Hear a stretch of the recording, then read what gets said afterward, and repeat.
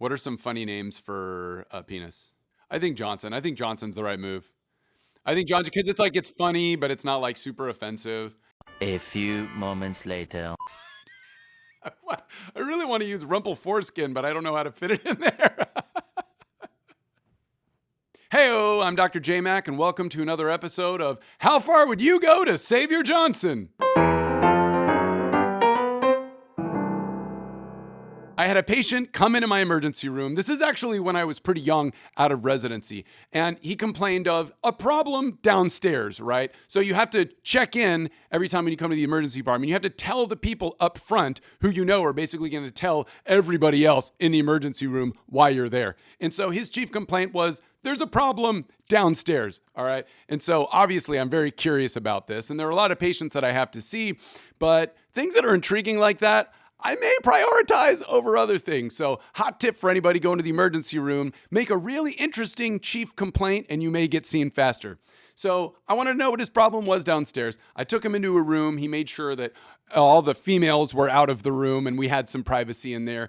And he told me that things were really, really swollen and red downstairs. And so I was like, let's just cut to the chase and see exactly what we're dealing with. So he drops trowel and oh my Lord, there is so much swelling near the shaft of his Lincoln log. And a little anatomy lesson. Okay, so we're going to use a couple of euphemisms here. All right, Lincoln log, rumple foreskin, tan banana. We all know what we're talking about, right?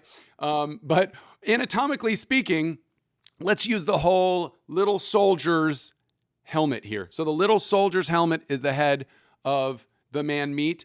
And think of a turtleneck that in uncircumcised males is always over the top of the head. Isn't there a cartoon where there's a character like that? Anyways, so when you're doing certain activities, turtleneck comes down under the head of the little soldier. And then when you're done, it needs to go back up to its normal positioning. The reason why is if that turtleneck gets down under the head of the little soldier and gets caught there and stays there long enough, it starts swelling.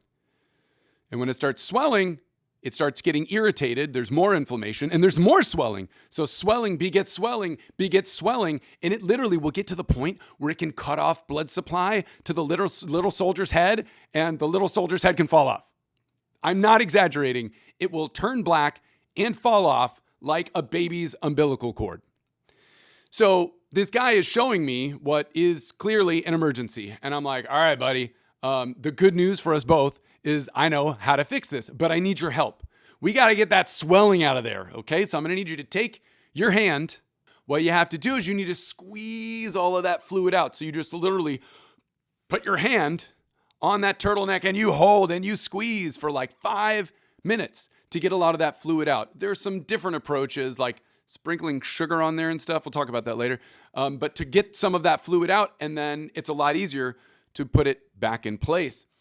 I know it's painful, but this is going to save the tip of your penis. I said it. I said penis. Am I allowed to say penis on YouTube? I don't know, but I just said it 3 times. Penis. Oh, okay. Here we go. We'll see what happens. Am I going to get flagged? Probably. So I don't know how you run a medical channel without being able to talk about like normal anatomical terms, but I'm afraid to. So we'll see what happens. So I walk out of the room. I'm fully expecting him to be helping me perform this procedure that's going to save his everything. And I walk out, I go see a chest painter, I go see somebody who like rolled their ankle or something like that. And I come back and I check on him and he's not doing anything. And I'm like, hey bud, what happened? And he's like, it just hurt. I can't do it. And I'm like, okay, I need you to understand that if we don't perform this procedure, it's going to die. So I know what I have to do. I sit next to him. I take his manhood into my hand, and silently we sit next to each other and watch King of the Hill, which is muted.